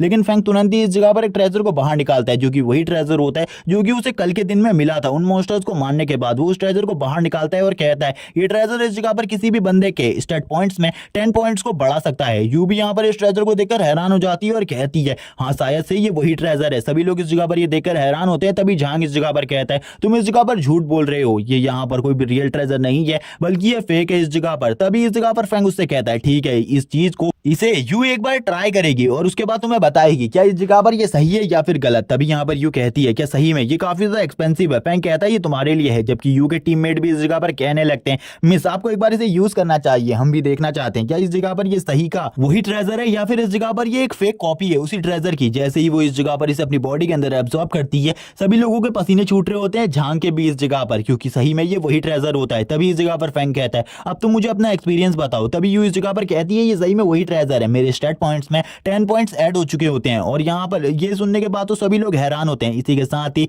अब जो यहाँ पर झांग होता है उसके पसीने छूटने लगते हैं, क्योंकि उसे तो फैंग के सामने झुकना पड़ेगा। फैंग इस जगह पर कहता है चलो ठीक है, अब इस जगह पर अपने वादे को पूरा करो, जल्दी से मेरे सामने घुटने टेको, मैं जल्दी से तुम्हें अपने घुटनों के बल देखना चाहता हूं। लेकिन झांग इस जगह पर मना करता है इन सारी चीजों के लिए। यूं कहती है अगर तुम इस जगह पर घुटने नहीं टेकने वाले तो तुम हमारे साथ बिल्कुल भी नहीं आ सकते, क्योंकि तुम इस जगह पर अपने वादे को भी नहीं निभा रहे। सभी लोग उससे कहते हैं अपने वादे को निभाओ इस जगह पर, आखिरकार तुम किस तरीके के घटिया इंसान हो, तुम अपने वादे को बिल्कुल भी नहीं निभा रहे। ये सुनने के बाद तो झांग को और भी ज्यादा गुस्सा आने लगता है। वो कहता है इसका बदला तो इस जगह पर मैं तुमसे जरूर लूंगा, जो भी तुमने अभी मेरे साथ किया इसका एक ना एक दिन तुमसे बहुत ज्यादा अच्छे तरीके से मैं बदला लूंगा। और वो तुरंत ही झुक जाता है फैंग के सामने और झुकने के बाद कहता है मुझे माफ कर दो इस जगह पर जो भी मैंने तुम्हारे साथ किया। लेकिन फैंग अब इस जगह से आगे बढ़ने लगता है और कहता है बाकी की टीम तैयार रहो, क्योंकि यू सबसे पहले मुझे कुछ ट्रेनिंग देना चाहती है, जिसके बाद वो तुम्हारे पास आएगी। यू कहती है हम सभी लोग पहले ही उस डंजन के अंदर जाने वाले, जिसके बाद मैं उन सभी के साथ आगे की तरफ बढ़ूंगी, तुम बीच में ही रुक जाओगे सेफ एरिया के अंदर। फैंग कहता है ठीक है। और इस जगह पर फैंग यू की सारी बातों को मान रहा होता है, लेकिन फैंग अपने मन में बताता है कि उस जगह पर जो बॉस मॉन्स्टर है उसे मैं मारना चाहता हूं, और यू से पहले मुझे उस जगह पर पहुंचना होगा और उस बॉस मॉन्स्टर को मारकर उसके ट्रेजर को छीनना होगा। जबकि तुरंत ही यू फैंग के लिए कुछ लेकर आई होती है और उन बुक्स को निकालते हुए कहती है ये इस जगह पर कुछ स्पेल्स की बुक है, मुझे पता चला है कि तुम्हारे पास जो टैलेंट है वो मैजिक का टैलेंट है, तुम इसे यूज कर देख सकते हो, क्या पता है इससे तुम्हारी जो पावर है वो और भी ज्यादा बढ़ जाए, क्योंकि ये कुछ मैजिक टाइप की ही बुक है। फैंग भी उन बुक्स को देखकर हैरान होता है और कहने लगता है ये इस जगह पर पर्पल रैंक की बुक है, और यहाँ पर ये तो मेरे गोल्डन रैंक के ट्रेजर से काफी ज्यादा कीमती है। लेकिन यू इस जगह पर कहती है तुमने जो ट्रेजर मुझे दिया है उसके बराबर ये बिल्कुल भी नहीं है। फैंग कहता है ठीक है तो मैं इसे रख लेता हूँ इस बार। इसी के साथ ही सीन शिफ्ट हो जाते हैं, हमें डंजन के अंदर का सीन दिखाया जाता है। डंजन के अंदर का एरिया काफी ज्यादा भयानक होता है। इसी के साथ ही हमें ग्रेवयार्ड दिखाया जाता है, जिस ग्रेवयार्ड के अंदर से हमें कुछ बाहर आते हुए दिखाया जाता है। ये होते हैं ज़ॉम्बीज इस जगह पर, और ये ज़ॉम्बीज बहुत ज्यादा बुरे तरीके से हंस रहे होते हैं। तभी हमें कुछ पावर एरोज दिखाए जाते हैं जिनके अंदर काफी सारी पावर्स को इम्ब्यूट किया होता है, और इसी के साथ ही ये एरोज इन ज़ॉम्बीज के सर के ऊपर लगने लगते हैं और ज़ॉम्बीज धीरे धीरे कर मरने लगते हैं। और यहाँ पर इन सारे एरोज को और कोई नहीं बल्कि यू चला रही होती है। यू कहने लगती है फैंग इस जगह पर तुम इन सारी की सारी चीजों को देखो, जबकि फैंग इस जगह पर तालियां बजा रहा होता है और कहने लगता है ये सारी चीजें मेरे लिए बोरिंग है, क्योंकि ये मुझे इस जगह पर ट्रेनिंग दे रही है और इस टाइम पर मैं बिल्कुल भी फाइट नहीं कर सकता और अपनी किसी भी पावर को यूज नहीं कर सकता। मैंने तो अभी तक बिल्कुल भी एक्सपीरियंस गेन नहीं किया। इसी के साथ ही जो यू होती है उसको एक कॉल आता है, जो कि उसके साथ ही होता है। उसके साथ ही उससे कॉल पर कह रहे होते हैं जल्दी इस जगह पर आओ, हम यहाँ पर बॉस के काफी ज्यादा करीब पहुंचने वाले हैं, इस जगह पर हमें तुम्हारी मदद की चाहिए होगी बॉस को हराने के लिए। झांग भी कह रहा होता है मुझे बॉस के सारे ट्रेजर्स चाहिए, इसीलिए जल्दी आओ। जबकि इस जगह पर जो यू होती है वो भी कह रही होती है थोड़ी ही देर में मैं उस जगह पर पहुंच रही हूँ, तब तक तुम लोग बॉस हंटिंग स्टार्ट मत कर देना, क्योंकि बॉस काफी ज्यादा स्ट्रॉन्ग है, तुम्हें काफी ज्यादा तकलीफ होगी बॉस को हराने में। झांग कहता है हमें पता है इस सब चीजों के बारे में, जब तक तुम इस जगह पर नहीं आ जाती हम बिल्कुल भी आगे नहीं बढ़ेंगे, वैसे भी हम बॉस के रूम से काफी ज्यादा दूर हैं। यू भी यहाँ पर ये सुनने के बाद कहती है ठीक है मैं जल्दी उस जगह पर आ रही हूँ एक स्पेशल काम को खत्म करने के बाद। इसी के साथ ही यू इस जगह पर फैंग से कहती है तुम इस जगह पर वेट करो या फिर सेफ एरिया में चले जाओ, जब तक मैं इस जगह पर नहीं आ जाती तुम्हारी ट्रेनिंग में बाद में स्टार्ट करूंगी, इसीलिए मेरा वेट करना, क्योंकि अभी मैं जा रही हूँ बॉस को खत्म करने के लिए। ये सुनने के बाद फैंग भी इस जगह पर कहता है ठीक है तुम जाओ बॉस को खत्म कर दो इस जगह पर, बॉस को बिल्कुल भी मत छोड़ना और उसके पास से एक ट्रेजर मेरे लिए भी लेकर आना। यू यहाँ पर ये सुनने के बाद कहती है ठीक है मैं भी जा रही हूँ आगे की तरफ, और इसी के साथ ही यू निकल जाती है इस जगह से। फैंग उसे इस जगह पर कहता है मेरे लिए वहां से एक ट्रेजर जरूर लेकर आना, और इसी के साथ ही वो उसे बाय करने लगता है। जब वो ये सारी की सारी चीजों को कर रहा होता है तभी इस जगह पर जो यू होती है वो उसके ऊपर चिल्लाते हुए कहती है शांत हो जाओ इस जगह पर, वापस से इस तरीके की हरकत बिल्कुल भी मत करना। हमें फैंग को दिखाया जाता है जो कि एक इविल स्माइल करते हुए कहता है मेरे पास एक और टैलेंट है इस जगह पर, मैं पूरे हफ्ते में एक दिन अपनी पावर को काफी ज्यादा हद तक यूज कर सकता हूँ, शायद से अब मुझे इस जगह पर अपनी पावर को काफी ज्यादा अमाउंट में यूज करना होगा, जिस वजह से मुझे काफी सारी पावर की जरूरत है। इसी के साथ ही जो उसके सामने स्क्रीन होती है उसके ऊपर भी उसकी स्पेल्स और उसकी स्किल्स के बारे में लिखा जाता है। तभी फैंग कहता है मुझे अपनी स्किल्स को और भी ज्यादा बढ़ाना है इस जगह पर। तभी वो अपने स्टैट्स को दिखाता है, वो कहता है जल्दी से जल्दी मुझे लेवल 15 पर पहुंचना होगा, तभी इस जगह पर मैं अपने एक और स्किल स्लॉट को अनलॉक कर पाऊंगा और इन स्किल्स को उस जगह पर रख पाऊंगा। जबकि और भी सारे जो मॉन्स्टर्स होते हैं वो बाहर की तरफ आने लगते हैं, जबकि हम देखते हैं जितने भी मॉन्स्टर्स होते हैं वो आगे की तरफ बढ़ रहे होते हैं और इनके साथ एक जनरल भी होता है जो कि इन सभी को लीड कर रहा होता है। तभी हमें एक और टीम का सीन दिखाया जाता है जो कि इसी डंजन के अंदर होती है। वो कहने लगती है हमें इस जगह पर इन मॉन्स्टर्स को मारना होगा, ये मॉन्स्टर्स काफी ज्यादा तेजी से आगे की तरफ बढ़ रहे हैं, हमें तैयार होना होगा फाइट करने के लिए। लेकिन तभी जब वो लोग फाइट करने के लिए तैयारी हो रहे होते उनके सामने से एक फायर बीम निकलती है, उनके सामने के सारे मॉन्स्टर मारे जाते हैं। ये देखने के बाद तो जो हीलिंग टैलेंट वाली लड़की होती है वो भी हैरान होती है और कहती है सामने की तरफ क्या चल रहा है। सभी लोग इस जगह पर बताते हैं इस जगह पर दूसरे एकेडमीज के भी स्टूडेंट आए हुए हैं जो कि शायद से काफी ज्यादा स्ट्रॉन्ग स्ट्रांग है। तभी इस जगह पर एक बंदा कहता है इस जगह पर तो यू आई हुई है, जो कि हमारी सिटी की एक सबसे ज्यादा टैलेंटेड लड़की है। ये लोग तो इस जगह पर पूरे तरीके से इन मॉन्स्टर्स को मार रहे हैं। हमें नहीं लगता अब हमें कोई चांस भी मिलने वाला है इन मॉन्स्टर्स के साथ फाइट करने का, क्योंकि ये सभी लोग काफी ज्यादा स्ट्रांग है। जबकि इस जगह पर हम देखते हैं झांग को, जो कि कहने लगता है हमें जल्दी से जल्दी बॉस रूम तक पहुंचना होगा। बॉस रूम तक पहुंचने के बाद ही मुझे वो सारी की सारी ट्रेजर्स मिल पाएंगे, जिनके बाद जो मेरी पावर है वो और भी ज्यादा बढ़ जाएगी। वो अपनी पावर को यूज कर रहा होता है। शायद से इस बंदे के पास फायर टैलेंट है, जिसको वो यूज करते हुए सभी को मार रहा होता है, जला रहा होता है इस जगह पर। तभी यहाँ पर जो एक और बंदा होता है वो कहता है क्या तुम्हें लग रहा है कि इस जगह पर आने के बाद तुम थोड़ी बहुत स्ट्रांग हो गई हो? वो लड़की भी कहती है हाँ, मुझे भी इस तरीके की फीलिंग्स आ रही है कि मैं भी स्ट्रांग हो चुकी हूँ। हमें बॉस का टावर दिखाया जाता है, जिसके वहां पर एक पोर्टल ओपन होता है, जो कि एक डार्क मैजिक से बना हुआ पोर्टल होता है, जो कि एक टेलीपोर्टेशन चैनल है, जैसे कि डॉक्टर स्ट्रेंज यूज करता है। हम देखते हैं इस टेलीपोर्टेशन पोर्टल से और कोई नहीं बल्कि फैंग बाहर आता है। फैंग बाहर आते हुए कहता है मेरे को अभी अभी मेरी एक और नई स्किल के बारे में पता चला है, वो है टेलीपोर्टेशन, जिसका यूज करते हुए मैं लगभग कहीं भी टेलीपोर्ट कर सकता हूँ। लेकिन ये स्किल 1 घंटे तक ही मेरे काम आने वाली है। मैं पूरे हफ्ते में एक ही बार इसका यूज कर सकता हूँ, और अभी मैं इसका यूज करने वाला हूँ लगभग 1 घंटे तक, और ये मेरे डार्क मैजिक की पावर को काफी हद तक कंट्रोल कर सकती है। इसी के साथ ही हमें उस नेक्रोमेंसर बॉस का सीन दिखाया जाता है, जो कि अपनी गद्दी के ऊपर बैठा हुआ था। इसी के साथ ही फैंग की उस जगह पर एंट्री होती है। फैंग उसके सामने हाथ हिला रहा होता है, जबकि वो नेक्रोमेंसर बॉस उसके ऊपर अटैक करते हुए कहते हैं आखिरकार तुम्हारी अकेले आने की इस जगह पर हिम्मत कैसे हुई तुम जैसे लड़के की? तभी फैंग भी ये देखकर हैरान हो जाते हैं और कहता है इसने तो मेरे ऊपर डायरेक्टली हमला करना स्टार्ट कर दिया। हम देखते हैं जैसे ही वो हमले का जो साइड इफेक्ट होता है वो सामने की तरफ से हटता है, सामने की तरफ कुछ भी नहीं होता। वो नेक्रोमेंसर बॉस भी ये देखकर हैरान होता है, क्योंकि फैंग तो कहीं भी गायब नहीं हुआ था। फैंग इस जगह पर अब उसके पीछे की तरफ से बाहर आते हुए कहता है अब मैं तुम्हें इस जगह पर बताने वाला हूं आखिरकार मैं इस जगह पर अकेले क्यों आया। जबकि वो नेक्रोमेंसर बॉस भी फैंग की इस तरीके की पावर्स को देखकर हैरान होता है। उसने भी आज से पहले टेलीपोर्टेशन पावर किसी भी बंदे के पास नहीं देखी थी। फैंग बताता है मैं सारे के सारे ट्रेजर्स को अकेला हड़पना चाहता हूं, जिस वजह से मैं इस जगह पर अकेला आया हूं। इसी के साथ ही फैंग उसके काफी ज्यादा करीब आ जाता है और उसके ऊपर हमला करने के लिए तैयार हो जाता है। फैंग इस तरफ अपनी एक टेक्निक को यूज करने लगता है, जिसका नाम मीटियोर रेन होता है। उसकी इस टेक्निक की वजह से काफी सारे जो मीटियोर होते हैं वो इस जगह पर गिरने लगते हैं उस बॉस मॉन्स्टर के ऊपर, और उस बॉस मॉन्स्टर के मेंशन को तबाह करने लगते हैं। ये देखने के बाद तो वो बॉस मॉन्स्टर भी हैरान हो जाता है, और इस जगह पर जो फाइट होती है वो बहुत जल्दी एंड हो जाती है। हम देखते हैं एक बहुत बड़े धमाके को, जो कि उसी जगह पर हुआ था जिस जगह पर बॉस मॉन्स्टर और फैंग होते हैं। इसी के साथ ही फैंग को दिखाया जाता है। फैंग को इस रेन की वजह से कोई भी ज्यादा नुकसान नहीं हुआ होता, बल्कि उस बॉस मॉन्स्टर को नहीं दिखाया जाता, शायद से वो मर गया है। इसी के साथ ही फैंग की जो स्क्रीन होती है वो उसे काफी सारे एक्सपीरियंस पॉइंट देती है। इसी के साथ ही हम देखते हैं जो फैंग का लेवल अप होता है वो भी कंप्लीट हो जाता है, और वो लेवल 30 पर पहुंच जाता है। तभी फैंग इस जगह पर गिर रहे ट्रेजर्स को देख रहा होता है, क्योंकि उसने बॉस मॉन्स्टर के अलावा काफी सारे और मॉन्स्टर्स को भी मारा था, और इसी के साथ ही उसे ये ट्रेजर्स मिलने लगते हैं। फैंग इन ट्रेजर्स को देखकर काफी ज्यादा हैरान होता है और खुश भी, और कहने लगता है अगर इन ट्रेजर्स को जाकर मैं बेचता हूं तो मुझे काफी ज्यादा अच्छा प्राइस मिलेगा। इसी के साथ ही उसे एक मास्क मिलता है, जिसको वो देखकर कहता है मुझे इसे अपनी बॉडी के अंदर एब्जॉर्ब करना होगा। इस मास्क के स्टैट्स हमें बताए जाते हैं। ये मास्क जो है किसी भी बंदे की मैजिक पावर को काफी ज्यादा बढ़ा सकता है, लेकिन वहीं उसके डिफेंस को भी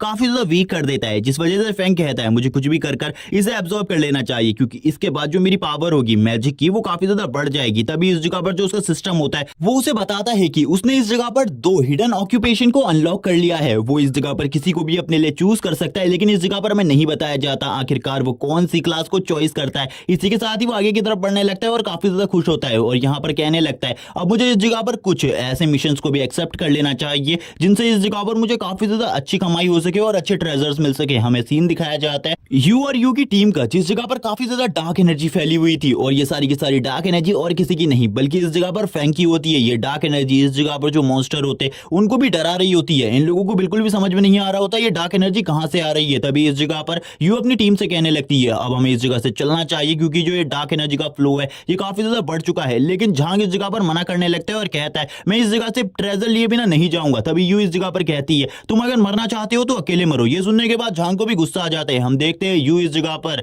फैंग को मैसेज कर बता रही होती है कि वो उस जगह पर आ रही है। तभी इस जगह पर फैंग उसे बताता है कि वो उस जगह से निकल चुका है पहले ही, इसीलिए उसे उसके लिए वेट नहीं करना चाहिए, और वो इसके लिए सॉरी भी कहता है। इसी के साथ ही हमें सीन दिखाया जाता है मिशन हॉल का, जिस जगह पर कोई भी बंदा अपने लिए मिशन को चूज कर सकता था। हम देखते हैं जैसे ही फैंग इस जगह पर आता है फैंग कहता है इस जगह पर तो पूरी की पूरी जगह खाली है, मुझे लगता है आज कोई भी इस जगह पर मिशन लेने के लिए नहीं आया। तभी जो लेडी होती है वो फैंग से कहती है जल्दी से मुझे इस जगह पर अपने बायोडेटा के बारे में बताओ, मैं सारी की सारी चीजें इस चीज में दर्ज कर देती हूँ, जिसके बाद तुम्हें इस जगह पर मिशन मिल जाएंगे। लेकिन तुम्हारे टाइप के कोई भी मिशन नहीं है इस जगह पर, इसीलिए मुझे तुम्हें मेन हॉल में लेकर जाना पड़ेगा। तभी फैंग इस जगह पर अपना सारी की सारी आइडेंटिटी उसको बताने लगता है। वो सुनने के बाद तो वो भी हैरान हो जाती है और कहती है ये तो इस जगह पर एक कचरा है, इसके अलावा और कुछ भी नहीं। इसी के साथ ही वो फैंग को अपने साथ ले जाने लगती है अंदर की तरफ, और अंदर की तरफ ले जाते हुए फैंग से कहती है अंदर जाकर तुम किसी भी मिशन को अपने लिए चूज कर सकते हो, लेकिन ध्यान रखना इस जगह पर जो तुम्हारा मिशन है वो ज्यादा टफ ना हो। तभी फैंग कहता है ठीक है, इस जगह पर मैं इन सारी चीजों को ख्याल रखूंगा।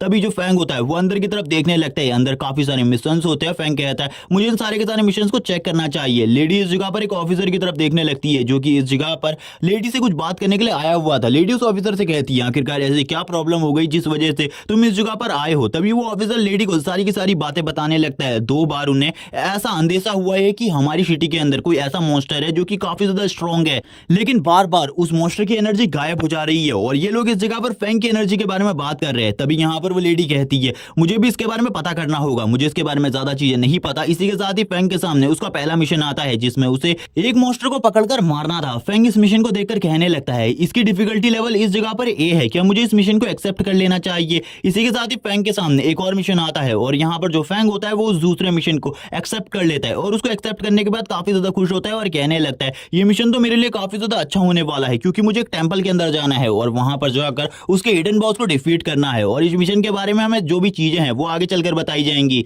जबकि फैंग अब उस जगह से निकल रहा होता है, लेकिन जब वो उस जगह से निकलता है वो कहने लगता है इस जगह पर जो पहले लेडी थी वो इस जगह पर नहीं है, यानी कि वो किसी और काम के लिए इस जगह से चली गई, लेकिन मुझे थोड़े टाइम के लिए इस जगह पर किसी पावरफुल बंदे की प्रेजेंस महसूस हुई थी। तभी हमें सीन दिखाया जाता है और हमें दिखाया जाता है एक शैडो सोल्जर को। तभी हम देखते हैं इस जगह पर जो एक बंदा होता है वो कहने लगता है मैं आज पहली बार किसी शैडो सोल्जर को देखने वाला हूँ, ये तो काफी ज्यादा अमेजिंग है। तभी यहाँ पर दूसरा बंदा उसे शांत करवाता है और कहने लगता है जो शैडो सोल्जर्स होते हैं उनकी जो पहनावा होता है वो हमसे पूरी तरीके से अलग होता है और पावर लेवल का भी हम लोगों में काफी ज्यादा डिफरेंस होता है, क्योंकि इस जगह पर जो शैडो सोल्जर्स होते हैं यानी कि शैडो ग्रुप के लोग होते हैं वो इस जगह पर डार्क पावर को काफी ज्यादा अच्छे तरीके से यूज कर सकते हैं। इस जगह पर जो लेडी है वो भी डार्क पावर को अच्छे तरीके से यूज कर सकती है। हम देखते हैं ये वही लड़की होती है जिसने इस जगह पर फैंग को वो मिशन दिलवाए थे। यहाँ पर ये कहने लगती है मैं भी उन डार्क पावर के सोर्स का पता नहीं कर पा रही, वो डार्क पावर सही में काफी ज्यादा खतरनाक है, मैं इसके बारे में कुछ भी नहीं कह सकती। आखिरकार ये डार्क पावर कितनी ज्यादा पावरफुल हो सकती है। वो लोग कहने लगते हैं क्या इस जगह पर आप हमें ये बता सकती हैं कि ये डार्क पावर किसी ह्यूमन की है या फिर किसी मॉन्स्टर की।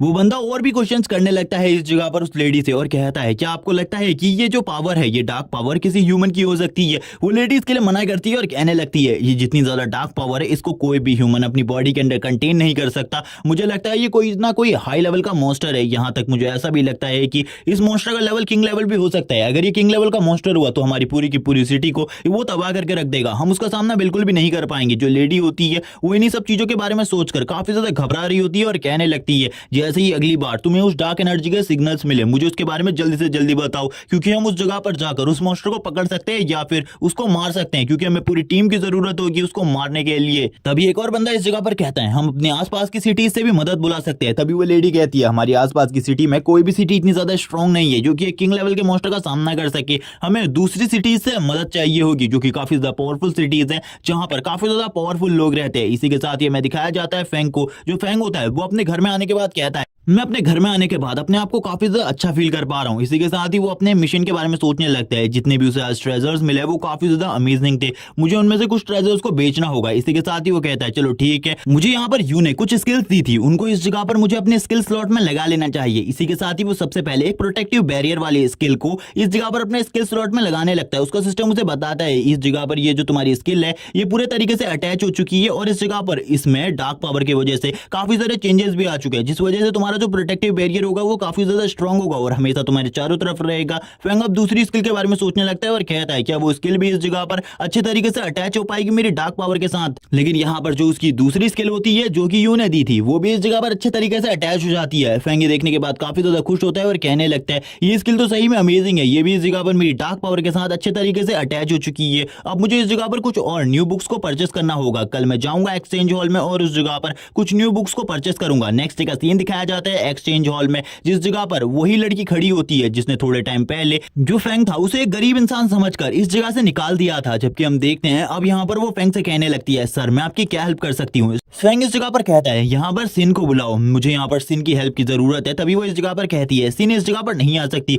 मुझे ही आपकी हेल्प करनी पड़ेगी शायद से, क्योंकि सिन इस जगह पर दूसरे कस्टमर को वेपन्स दिखा रही है। जबकि फेंग उसे मना करता है और कहने लगता है, मेरे रास्ते से हट जाओ, मुझे इस जगह पर तुम्हारी मदद की जरूरत नहीं है, और आगे की तरफ बढ़ने लगता है। वो लेडी काफी ज्यादा गुस्सा हो जाती है और कहने लगती है, ये इस जगह पर मुझे इग्नोर कर रहा है, आखिरकार ये ऐसा कैसे कर सकता है। और उसे काफी ज्यादा गुस्सा आ रहा होता है, लेकिन वो इस जगह पर कुछ भी नहीं कर सकती क्योंकि वो उसका कस्टमर है। इसीलिए वो फेंग के सामने वापस आ जाती है और कहती है, सर ये तो इस जगह पर मेरा काम है, मुझे मेरा काम करने दीजिए, मुझे लगता है मुझे ही आपकी हेल्प करनी होगी। लेकिन फेंग इस जगह पर मना कर देता है और कहता है, मुझे इस जगह पर तुम्हारी मदद की जरूरत नहीं है। लेकिन इसी टाइम पर हम देखते हैं जो सीन होती है वो भी इस जगह पर आ जाती है। सीन इस जगह पर आते हुए फेंग से कहने लगती है, ओह मुझे इस जगह पर माफ कर देना, मैं लेट हो गई। फेंग इस जगह पर उससे कहता है, मुझे माफ कर देना, मुझे लगता है तुम खाना खा रही थी और खाना खाने के बाद मैंने तुम्हें रेस्ट करने का भी मौका नहीं दिया। लेकिन सीन इस जगह पर इसके लिए माफी मांगती है और कहती है, आपने इस जगह पर बताया था जब मैं इस जगह पर अगली बार आऊंगा तो इस जगह पर तुम ही मुझे ट्रीट करोगी, यहाँ पर मैं लेट हो गई, इसके लिए मुझे माफ करना। तभी फेंग इस जगह पर कहता है, इसकी कोई भी जरूरत नहीं है, मुझे जल्दी से इस जगह पर एक्सचेंज हॉल के अंदर ले चलो, मैं कुछ और सामान को बेचना चाहता हूँ। ये सुनने के बाद तो अब उस दूसरी लेडी को और भी ज्यादा गुस्सा आने लगता है। वो कहती है, मैं इसको बिल्कुल भी नहीं छोड़ूंगी, अगर मुझे कभी भी इसे डिस्ट्रॉय करने का मौका मिला मैं इसे डिस्ट्रॉय करके रख दूंगी। जबकि फेंग तुरंत ही 2 बुक्स को निकाल लेता है इस जगह पर वांग के सामने और उन दोनों बुक्स को बेचने की बात करता है और कहने लगता है, अगर तुम इन दोनों बुक्स को खरीदना चाहते हो या फिर तुम्हारा कोई कस्टमर है जो कि इनको खरीदना चाहता है तो मुझे इसके बारे में बताओ। वांग इस जगह पर कहता है, मुझे इसके बारे में पता करना होगा, वेट कीजिए इस जगह पर, मैं थोड़े ही टाइम में इसके बारे में बता दूंगा, तब तक तुम लोग इस जगह पर हमारे कैंटीन में जाकर खाना खा सकते हो। वांग सोच रहा होता है इस लड़के की बैकग्राउंड क्या है, पिछली बार ये गोल्डन रैंक के आइटम को इस जगह पर लाया था लेकिन इस बार पर्पल रैंक के आइटम को लेकर आया है, ये बंदा तो सही में अमेजिंग है। तभी फेंग इस जगह पर खाना खा रहा होता है और उसके साथ शिन भी खाना खा रही होती है, ये दोनों ही काफी सारी बातें कर रहे होते हैं। तभी फेंग इस जगह पर कहता है, वेटर जल्दी से बिल लेकर आओ। लेकिन शिन उसे मना करती है और कहने लगती है, मैंने इस जगह पर पहले ही बिल दे दिया है, अब आपको बिल देने की जरूरत नहीं है। फेंग कहता है, आखिरकार तुम्हें बिल देने की क्या जरूरत थी, तुम्हें बिल्कुल भी बिल नहीं देना चाहिए था। लेकिन फेंग से वो कहने लगती है, ये मेरी ट्रीट है इस जगह पर। तो फेंग उससे कहता है, तो मैं तुम्हें घर छोड़ सकता हूँ। लेकिन यहाँ पर शिन उसके लिए भी मना करती है और कहती है, आप अकेले घर जा सकते हैं, मुझे यहाँ पर इसकी जरूरत नहीं, क्योंकि आज मुझे सिटी से बाहर वाले हॉस्पिटल में जाना है। और इसी के साथ ही वो फेंग से अलविदा लेती है क्योंकि अब काफी ज्यादा रात हो चुकी थी और फेंग ने भी अपने आइटम्स को बेच दिया था। जिसके बाद फेंग इस जगह से जाने लगता है। तभी इस जगह पर वो कहती है, मुझे जल्दी से इस जगह पर हॉस्पिटल में ले चलो, पड़ोस वाली सिटी के। तभी वो याद करने लगती है उस जगह पर उसके फादर एडमिट है और उनकी हालत काफी ज्यादा खराब थी। उसे तो लगा था वो इस बार बिल्कुल भी अपने फादर के जो मेडिकल बिल्स है उन्हें नहीं उतार पाएगी, लेकिन सब कुछ फेंग की वजह से हुआ। फेंग ने काफी सारे सामानों को बेचा जिस वजह से उसको काफी ज्यादा बोनस मिला, जिस वजह से वो इस महीने अपने फादर के जो इलाज का खर्च है उसे आसानी से उठा सकती है। वो काफी ज्यादा खुशी हो रही होती है। लेकिन इसी टाइम पर जो उसकी गाड़ी होती है उसके ऊपर हमला हो जाता है और ये हमला और किसी ने नहीं बल्कि मॉन्स्टर्स ने किया था। और ये मॉन्स्टर्स काफी ज्यादा तेजी से इस जगह पर उस ड्राइवर को मार देता है। ये देखने के बाद तो शिन हैरान हो जाती है और कहती है, आखिरकार ये सब कुछ क्या हो रहा है, इस जगह पर मॉन्स्टर कैसे आ सकते हैं, ये तो सिटी का एरिया है, इस जगह पर मॉन्स्टर को बिल्कुल भी नहीं होना चाहिए था। वो काफी ज्यादा घबरा जाती है। तभी इस जगह पर हम देखते हैं एक पोर्टल से जो कि मॉन्स्टर काफी ज्यादा तेजी से बाहर आ रहे होते हैं,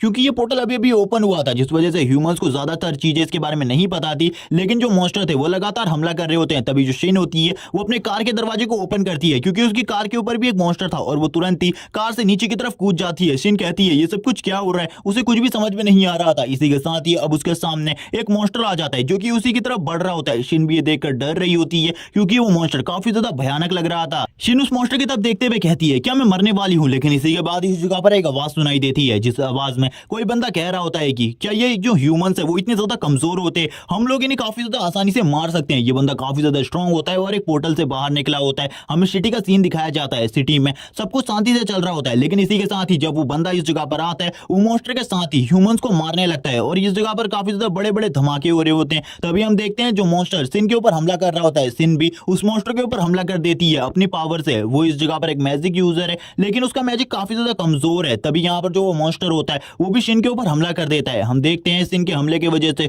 उस मॉन्स्टर को कुछ नहीं होता, लेकिन उसके हमले की वजह से जो सिन होती है वो काफी ज्यादा पीछे की तरफ चली जाती है। शिन कहती है, ये तो काफी ज्यादा स्ट्रॉन्ग है, मैं इन मॉन्स्टर का सामना बिल्कुल भी नहीं कर सकती। लेकिन तभी एक बंदा उस जगह पर आता है जो कि उस मॉन्स्टर के गले को काट देता है। गले को काटने के बाद वो शिन की तरफ देखता है। शिन पूरे तरीके से ठीक होती है। शिन कहने लगती है आखिरकार अब तुम कौन हो इस जगह पर और तुम इस जगह पर क्या करने के लिए आए हो। तभी वो शिन से पूछता है क्या तुम ठीक हो, तो शिन बताती है वो ठीक है इस जगह पर। तभी शिन की ऐसी बात सुनने के बाद वो वॉरियर इस जगह पर बोलता है चलो ठीक है अब इस जगह से निकलो, अगर तुम अभी नहीं निकली तो बहुत ज्यादा देर हो जाएगी। तभी वो वॉरियर भी अपनी तलवार लेकर इस जगह पर खड़ा हो जाता है जबकि शिन इस जगह से निकल जाती है। जबकि वो बंदा जो कि पोर्टल से बाहर आया था वो इस जगह पर कहने लगता है एक इवोल्यूशनरी ह्यूमन इस जगह पर आ चुका है मेरे साथ फाइट करने के लिए, लेकिन क्या तुम्हारी पावर इतनी ज्यादा है कि तुम मेरे साथ फाइट कर सकते हो। जबकि उसकी पावर को देखने के बाद इस जगह पर वो हंटर भी हैरान होता है और कहने लगता है ये बंदा तो सही में काफी ज्यादा स्ट्रांग है, लेकिन फिर भी मुझे अपनी सिटी की प्रोटेक्शन करने के लिए इसके साथ फाइट करनी होगी, कुछ भी करके इसे इस जगह पर रोकना होगा या फिर मारना होगा। तभी एक हाथ उसकी तरफ आगे बढ़ने लगता है, लेकिन वो बंदा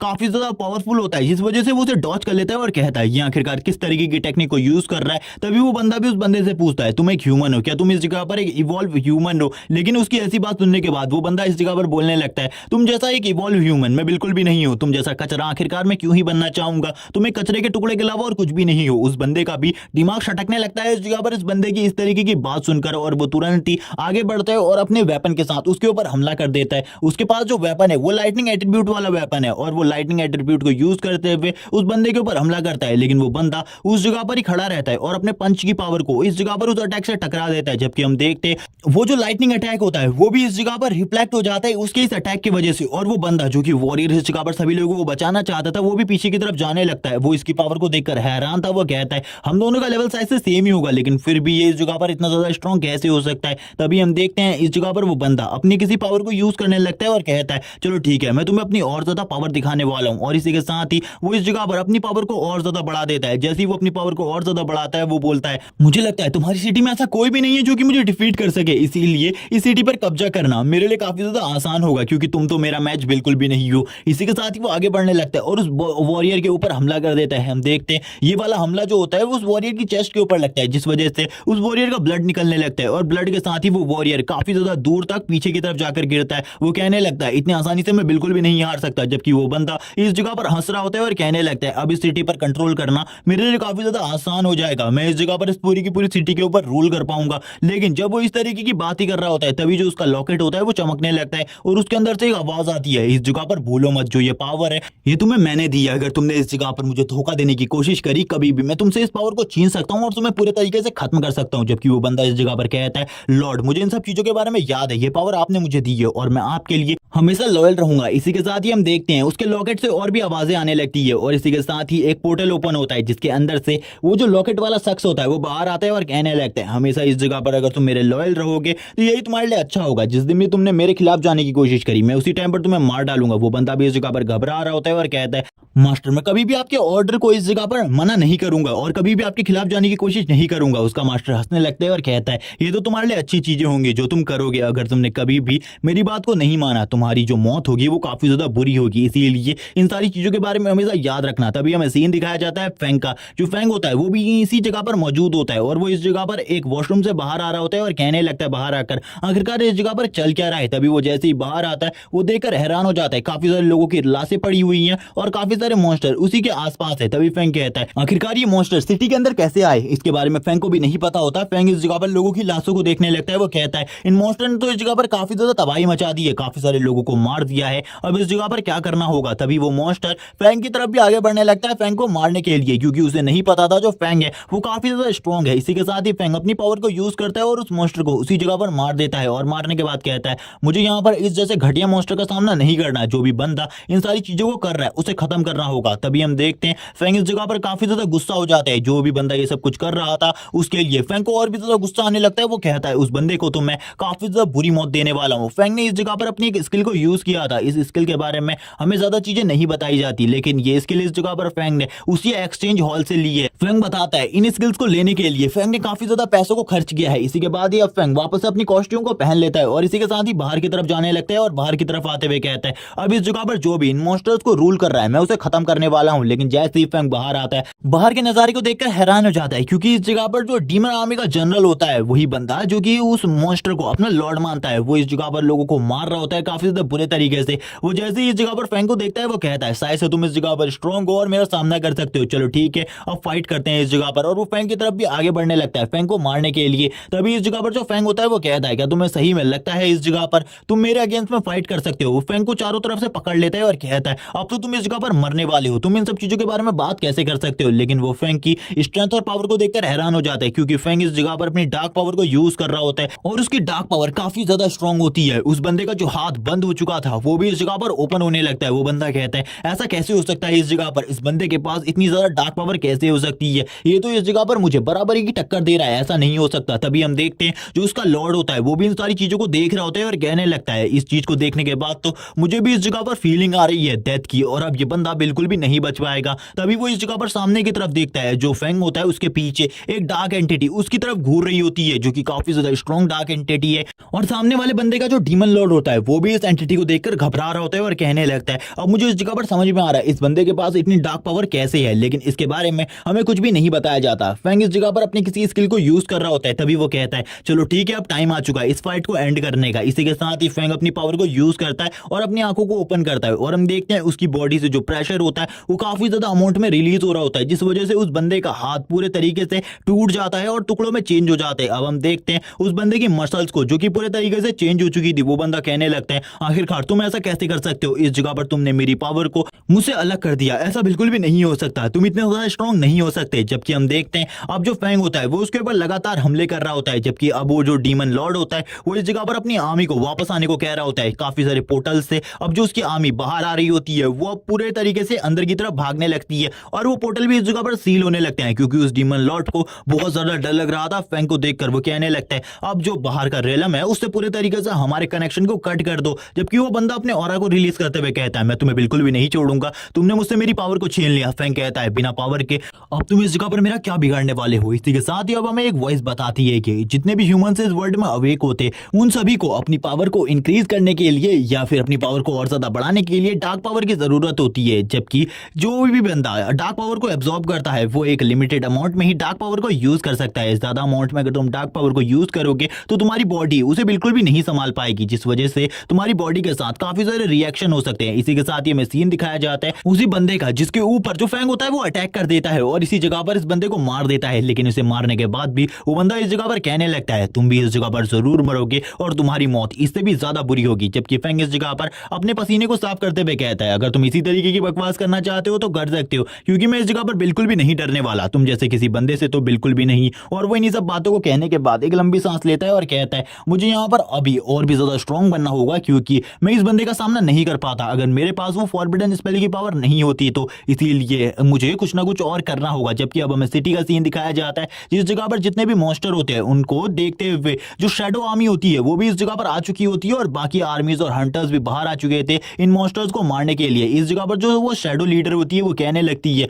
मुझे यहाँ पर बिल्कुल भी समझ में नहीं आ रहा, थोड़े टाइम पहले इस जगह पर काफी सारे मॉन्स्टर्स थे लेकिन अब वो मॉन्स्टर कहाँ चले गए। उसकी दूसरी साथी भी कहती है हमें दूसरी जगह पर जाकर चेक करना चाहिए जिस जगह से वो डार्क पावर सेंस हुई थी। तभी वो लेडी कहती है चलो ठीक है अब हमें उस जगह पर जाना होगा जिस जगह पर वो डार्क पावर सेंस हुई थी। जबकि अब हमें उस जगह पर एक और बंदे को दिखाया जाता है जो कि उसी बंदे को जिसको फैंग ने मार दिया था उस बंदे को देख रहा होता है। इसका नाम डू है। डू कहने लगता है इस बंदे के पास जितने भी ट्रेजर्स थे उन सभी को ले जाया गया है, यानी कि किसी बंदे ने उन सारे के सारे ट्रेजर्स को ले लिया है, जिसने भी इसे मारा है उसी ने इन सारे ट्रेजर्स को लिया होगा, यानी कि वो काफी ज्यादा स्ट्रांग हो सकता है। मेरे लिए भी उसका सामना करना बहुत ज्यादा मुश्किल होगा। लेकिन इसी टाइम पर जो शैडो कमांडर होती है वो इस जगह पर आ जाती है और कहने लगती है आखिरकार तुम कौन हो और इस जगह पर क्या कर रहे हो। तभी इस जगह पर डू अपने बैच को दिखाते हुए कहता है मैं इस जगह पर क्लाउड सिटी से आया हुआ हूँ इस जगह पर इन्वेस्टिगेशन करने के लिए, और वो अपने बैच को आगे करता है। हम देखते हैं उसके पास इस जगह पर क्लाउड सिटी का बैच होता है। जैसे ही वो लेडी उस क्लाउड सिटी के बैच को देखती है वो भी हैरान हो जाती है और कहने लगती है आखिरकार तुम क्लाउड सिटी वालों का इस जगह पर क्या काम है जिस वजह से तुम इस जगह पर आए हो। तभी डू इस जगह पर बोलता है ठीक है मैं आपको एक्सप्लेन करता हूँ, इस जगह पर जो भी ये तबाही हुई है ये हमारे एक मेंबर की वजह से हुई है जो कि हमारे वहां से भाग गया था और उसने ईविल फोर्स का साथ दिया था। ये सुनने के बाद तो वो हैरान हो जाती है और कहती है क्या इसको तुमने मारा है। तभी डू कहने लगता है कि तुम्हें लगता है इसे मैं मार सकता था, इसकी पावर काफी ज्यादा थी, अगर ये मेरे साथ फाइट करता तो मैं भी इसे इतनी आसानी से नहीं हरा पाता, लेकिन जिस भी बंदे ने इसे डिफीट किया है काफी ज्यादा आसानी से इसे डिफीट कर दिया। मैं इसके बारे में तो नहीं जानता इसे किसने मारा, लेकिन वो बंदा काफी ज्यादा स्ट्रॉन्ग होगा। अब इस जगह पर जो शैडो कमांडर होती है वो कहने लगती है शायद से ये वो डार्क एंटिटी हो सकती है जो कि काफी टाइम से हमें इस जगह पर दिखाई दे रही है। तभी वो बंदा कहता है लेकिन मुझे यहाँ पर एक स्पेशल काम के लिए भेजा गया था, लेकिन वो काम को मैं कंप्लीट नहीं कर पाया। शैडो कमांडर कहती है ठीक है, इस जगह पर तुम इस सिटी में रहकर काम कर सकते हो, लेकिन कोई भी मसला क्रिएट मत करना वरना तुम्हारे लिए काफी ज्यादा बुरा होगा। वो शैडो कमांडर की बात सुनने के बाद डू भी कहता है ठीक है, मैं इस जगह पर सारे के सारे कामों को अच्छे तरीके से करूंगा, अगर तुम्हारी कोई मदद की जरूरत हुई मैं तुम्हें जरूर कॉल करूंगा। जबकि इस जगह पर शैडो कमांडर भी डू की तरह एक ही चीज को सोचने लगती है, वो कौन है जिसने ये सब कुछ किया, जिसने हमारी सिटी को प्रोटेक्ट किया। क्या वो इस जगह पर हमारी सिटी को प्रोटेक्ट करना चाहता है या फिर इस सिटी को तबाह करना चाहता है? इसके बारे में उन लोगों को कुछ भी नहीं पता। तभी शैडो कमांडर कहती है वो तो इस जगह से चला गया, जितने भी लोग इस जगह पर घायल है उन सभी को जल्दी से जल्दी हॉस्पिटल में एडमिट करो। डू भी यहाँ पर अपनी किसी चीज को ढूंढ रहा होता है। तभी हमें सीन दिखाया जाता है फैंग के घर का, जिस जगह पर जो फैंग था वो काफी ज्यादा खुश होता है और कहने लगता है आज तो मेरे को काफी ज्यादा अच्छे अच्छे ट्रेजर्स मिले, मैंने जिनके बारे में बिल्कुल भी नहीं सोचा था। तभी वो इस जगह पर कहता है आज उसे इस जगह पर 2 आर्मर के सेट मिले हैं, जिनमें से दोनों ही आर्मर सेट काफी ज्यादा स्ट्रॉन्ग है। और वो बताता है कि ये दोनों ही आर्मर सेट एक हाई लेवल के इवोल्यूशनरी के लिए हैं। लेकिन अच्छी बात यह है कि जो इस बंदे से मैंने फाइट करी वो इन आर्मर सेट को यूज नहीं कर सकता था, क्योंकि उसका लेवल कम था, क्योंकि एक 120 लेवल का मास्टर ही इन दोनों सेट्स को यूज कर सकता है, जबकि उसका लेवल इतना ज्यादा नहीं था। तभी इस जगह पर मैं आसानी से उसे डिफीट कर पाया। अगर उसका लेवल 120 से अब होता या फिर 120 होता मैं उसे कभी भी नहीं हरा पाता। तभी वो एक चीज को देखने लगता है जो कि लॉकेट उसे मिला था। उस लॉकेट को देखकर कहता है ये लॉकेट भी काफी ज्यादा अजीब है, लेकिन इसके बारे में सारी की सारी चीजें अननोन है, इसके बारे में मेरा सिस्टम भी मुझे कुछ नहीं बता पा रहा। आखिरकार ये चीज क्या है? क्या इसके अंदर कोई ऐसा मॉन्स्टर छुपा हुआ है जो कि बाहर नहीं आना चाहता, या फिर इसके अंदर ही से छुपकर वो मेरे ऊपर नजर रख रहा है और ह्यूमन वर्ल्ड को तबाह करना चाहता है? तभी जो फैंग होता है वो भी बार बार अपनी उंगली से उस चीज को टच करने लगता है और कहता है क्या इस जगह पर वो चीज सच हो सकती है? जबकि जो वो मॉन्स्टर डीमन लॉर्ड होता है वो भी उसको देख रहा होता है और कहने लगता है इस जगह पर आखिरकार ये लड़का क्या कर रहा है? तभी उसे भी यहाँ पर फैंग की आवाज सुनाई देती है। फैंग इस जगह पर कह रहा होता है कि क्या इसके अंदर कोई मॉन्स्टर छुपा हुआ है या फिर मॉन्स्टर की एक बहुत बड़ी सेना। जैसे यहाँ पर वो डीमन लॉर्ड इस बात को सुनता है वो यहाँ पर काफी ज्यादा घबरा जाता है और कहता है जल्दी से जल्दी ह्यूमन वर्ल्ड से हमारे सारे के सारे कनेक्शंस को काट दो,